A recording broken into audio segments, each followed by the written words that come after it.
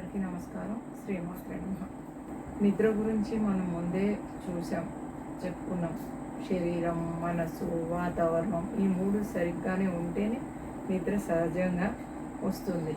శరీరం అలసిపోవాలి, మనసు ప్రశాంతంగా ఉండాలి, ఇంటి వాతావరణం శుభ్రంగా ఉండాలి. అందుకే శుద్ధి, దశ దిగ్బంధనం, భోజనం ఇవి అన్నీ పాటిస్తున్నాం.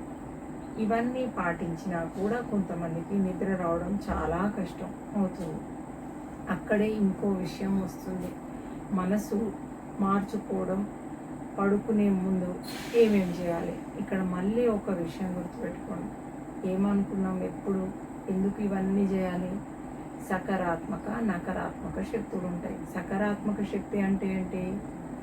ప్రేమ, దయ, కరుణ, కృతజ్ఞత, వినయం, క్షమ, ధైర్యం వంటివి మంచి భావాలు. ఇవి మనసుకు ప్రశాంతతను, జీవితాన్ని, ఆనందాన్ని ఇస్తాయి. నకారాత్మక శక్తి అంటే కోపం, ద్వేషం, అసూయ, అహంకారం, లోభం, భయం, కృతజ్ఞత వంటి భావాలు. ఇవి మనశ్శాంతిని తగ్గించే ఆలోచనను కలుషితం చేస్తాయి. ఇక్కడ సకారాత్మక ఆలోచనలు పెంచితే శక్తి పెరుగుతుంది, నకారాత్మక భావాలు తగ్గిస్తే శాంతి పెరుగుతుంది. ఇక్కడ బాగా అర్థం చేసుకోవాలి. ఇది ఎట్లా చేయాలి? మనం ఏమనుకున్నాం? శరీరం, మనసు, వాతావరణం, దిగ్బంధనం, భోజనం ఇవన్నీ మనం శుద్ధి చేసుకుంటూ వస్తే ఏమవుతుంది? నిద్ర వాటంతా అవే వస్తాయి. నిద్ర రావాలి అంటే అట్లా చేసుకుంటాం. మళ్ళీ ఇంకా కూడా నిద్ర పోవట్లేదు. ఇప్పుడు ఒకరి దగ్గర పని తీర్చుకోవాలంటే వాళ్ళకి డబ్బులు ఇస్తాం, అది చేయిస్తాం, వాడిని మెచ్చుకుంటాం. అదేంటో వింత, అర్థం కాదు. ఎందుకంటే డబ్బులు ఇస్తాము, అక్కడికే పని అయిపోయింది. నిజం చెప్పాలంటే వాస్తవంగా ఎవరైనా సరే వాడికి ఎంత ఉండని కాక, వాడు పని చేయడానికి వచ్చాడు, పని చేస్తాడు, డబ్బులు తీసుకుంటాడు, వాడి పని వాడు చేస్తాడు. తర్వాత ఎప్పుడెప్పుడు వాళ్ళ మీద మంచి అభిప్రాయం కనిపిస్తుంటుంది. మనం అడగకుండానే కొంచెం సాయం చేయడము, అంటే పని ద్వారానే కాదు, మాట సాయము, లేకుంటే మన గురించి చెప్పడము, లేకుంటే మెల్లిమెల్లిగా. కానీ కొంతమంది ఏం చేస్తారంటే ఆ పని తీర్చుకోవడానికి వాడికి భయం ఏమో తెలియదు, డబ్బులు ఇచ్చి కూడా వాడిని తెగ మెచ్చుకుంటారు. ఎందుకు మెచ్చుకుంటారో తెలియదు. అంటే మెచ్చుకోవడం వల్ల వాడు పని చేస్తాడు అనుకుంటారు. పోనీ అది చాలా మంచిదే, ఒప్పుకుందాం, మెచ్చుకుంటారు, అంత బాగానే ఉంది. ఇంకొకళ్ళని ఇంకో విధంగా మెచ్చుకుంటారు, ఇంకొకరిని ఇంకొక విధంగా ఇచ్చి మరీ మెచ్చుకుంటారు అనమాట. కానీ ఎవరిని గౌరవించరు? సొంతంగా మన వాళ్ళనే మనం గౌరవించాలి. ఎందుకంటే ఈర్ష్య, ద్వేషాలు ఉన్నాయి కదండి. అక్కడ మొత్తం ఏమవుతుంది? అక్కడంతా నకారాత్మక శక్తి. మనసులో ఏదో ద్వేషము, కుళ్ళు, కుతంత్రము, లోపం ఇవన్నీ ఉంటాయి అన్నమాట. అవన్నీ వాటిని చూసి మనకు ఓర్చుకోమన్నమాట. ఓర్చుకోకపోతే ఏమవుతుందండి? నిద్రపోతుంది, అన్ని భంగం అవుతాయి. అయితే ఇక్కడ ఒక చిన్నదే చెప్తాను మీకు. ఇప్పుడు వీటిని ఎట్లా బయటపడేయాలి, ఎట్లా చేసుకోవాలి? మెయిన్ ఏంటంటే, ఇప్పుడు మనం ఏం చేసాం? ప్రశాంతంగా నిద్రపోయామన్నాం, అది విన్నామని. కానీ ఒక్కటి, మనం మంచి కోరే వాళ్ళని మెచ్చుకోము. అది ఎట్లాగో మనకు చేత కాదు, వదిలేద్దాం దాని గురించి. డబ్బులు ఇచ్చి మెచ్చుకుంటున్నాం, అది చాలా గొప్ప, అది మీదికి నమస్కారం, అంత బాగానే ఉంది. కానీ ఎన్ని చేసినా ఇంట్లో వాళ్ళని మెచ్చుకోం, అది వదిలేద్దాం. కానీ మన శరీరాన్ని మనం మెచ్చుకుంటున్నామో మెచ్చుకోవట్లేదు. లాస్ట్కు కుక్కని మెచ్చుకుంటాం, లాస్ట్కు పని చేసేవాడికి డబ్బులు ఇచ్చి మెచ్చుకుంటాం, లేకుంటే ఏదైనా విషయంలో మెచ్చుకుంటాం. కానీ మన శరీరాన్ని మాత్రం శబాష్, నువ్వు బాగా చేసావు, నాకు సహకరించావు అంటే ఇక్కడ అనుకోవచ్చు. ఏమండి, ఇదే కదా అండి, ఇది మన అనే అహంకారం ఉండొద్దు అని. ఇది అహంకారం కాదు, కృతజ్ఞతాభావం.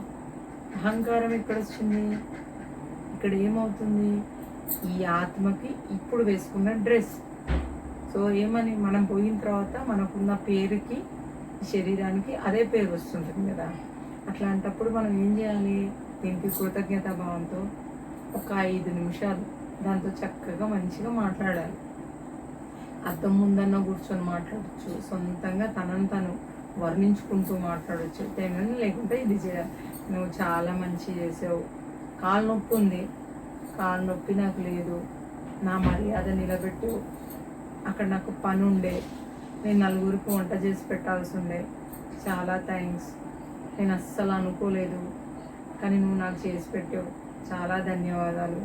లేకుంటే నేను వేసుకున్న బట్టలు నాకు మామూలుగా అనిపించినాయి. అక్కడ చాలామంది చాలా మంచిగా తయారు చేసి వచ్చారు. నాకు ఆ భావన కలిగింది. వాళ్ళు ఏమనలేదు, కానీ వాళ్ళు గౌరవం ఇచ్చారు.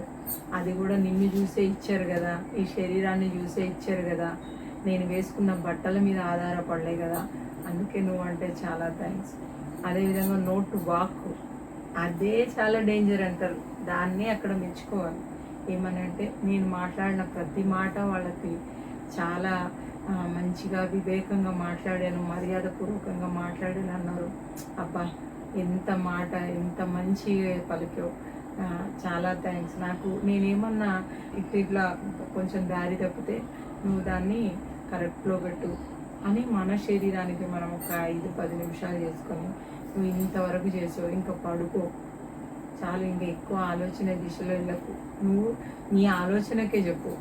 ఏమనంటే ఇంకా నేను విశ్రాంతి తీసుకుంటా మిత్రమా, నువ్వు కూడా తీసుకో అని చెప్పి నువ్వు హాయిగా పడుకో అని చెప్తే, అది 1 రోజు 2 రోజులు కాదండి, మెల్లిమెల్లిగా చేస్తుంటే, దానికి రోజు ధన్యవాదాలు చెప్తుంటే నేను చాలా ఆనందంగా ఉన్నాను. పక్కన వాళ్ళకు కూడా చెప్పండి, బాధలేదు. పక్కన వాళ్ళకు కూడా చెప్పండి కృతజ్ఞత అని. కానీ ఆ ఒక 5 నిమిషాలు మాత్రం మీరు తీసుకొని మీ శరీరాన్ని గౌరవించి మనసుని ప్రశాంతంగా ఉంచడం, అదే నిద్రలోకి మెల్లిగా తీసుకొని వెళ్తుంది. మంచి నిద్ర, మనసు ప్రశాంతంగా ఉంచితే మంచి నిద్రలోకి అదే తీసుకువెళ్తుంది. మంచి నిద్ర రాకపోవడం బయట కారణాలు మాత్రం కాదు, మనలోనే ఉన్న ఆలోచనలు, అలవాట్లు కూడా. మనం బయట మార్పు కూడా మార్పు కాకుండా మనలో మార్పు తెచ్చుకునే ప్రయత్నం చేద్దాం. తెచ్చుకుంటేనే పూర్తి ఫలితం వస్తుంది. శ్రీమాత్రే నమః.